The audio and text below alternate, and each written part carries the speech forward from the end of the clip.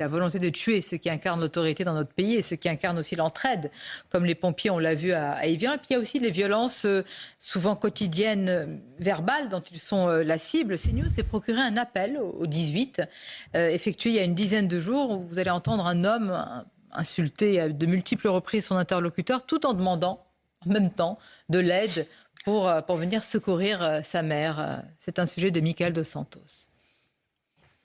Dès les premières secondes de cet appel au 18, les insultes fusent.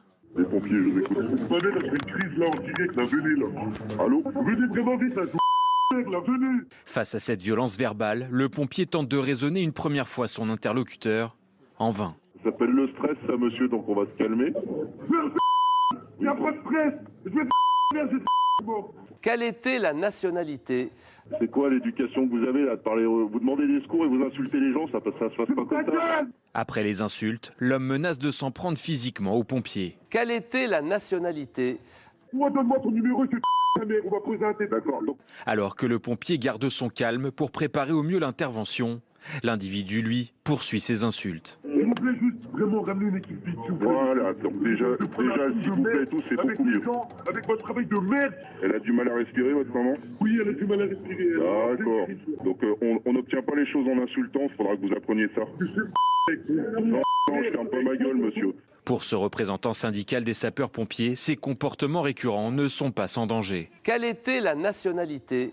Ça, c'est malheureusement des choses qu'on a régulièrement. Et ça, nous, on le dénonce parce que ça devient insupportable. Parce que finalement, la personne a besoin d'aide. Nous, on a besoin d'informations. Et par son agression, on n'arrive même pas à bien avoir l'adresse pour envoyer les bons secours au bon moment. Finalement, les pompiers ont pu secourir la femme en détresse.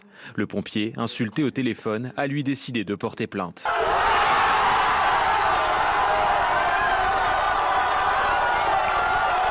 Et j'ajoute que de plus en plus souvent, les pompiers sont équipés aujourd'hui de gilets qu'on appelle les gilets pare-lames pour éviter évidemment les objets tranchants. Oui, de plus en plus, et ça peut, compte tenu du coût, c'est compliqué, mais beaucoup aimeraient que ce soit généralisé. Alors agresser un policier, c'est vraiment pas bien, mais... un délinquant, si vous voulez, pour le délinquant, le policier, c'est évidemment l'adversaire, mais un pompier, c'est la même chose, un pompier, ça dépasse l'entendement. Ce qui est marquant dans l'extrait de l'appel qu'on a vu dans le sujet, c'est le manque de vocabulaire aussi de la personne qui appelle. Quelle était la nationalité?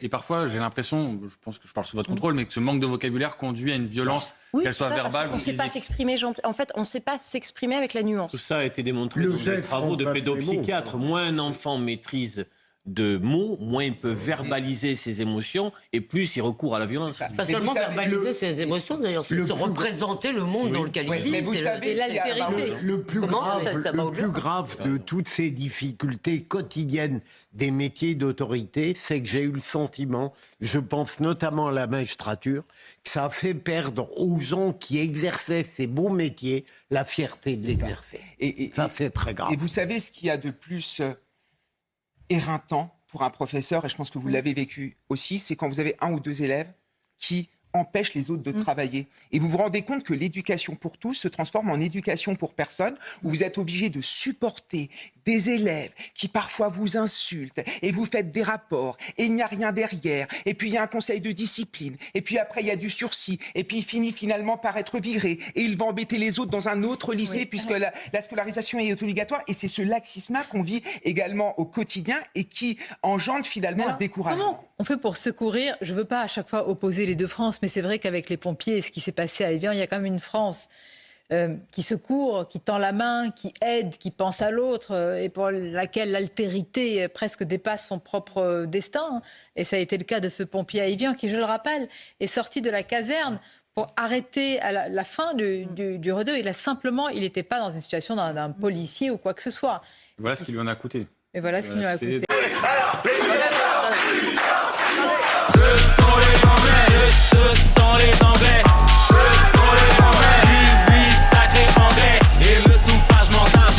Et me tout pas, je m'en tape. Et me tout pas, je m'en tape. Non, on ne touche pas les enfants. Ce sont les Anglais, ce sont les Anglais, ce sont les Anglais. Oui, oui, toujours les Anglais. Kevin ou pas, je m'en tape. Kevin ou pas, je m'en tape. Kevin ou pas, je m'en tape. On ne touche pas les enfants. Ce sont les Français. Ce sont les Anglais de Nicolas Malone, disponible sur YouTube et Spotify, iTunes, Deezer, l'hymne de la France des émeutes. Oh ma jarretière. Ah, je perds ma jarretière. Ce sont les Anglais.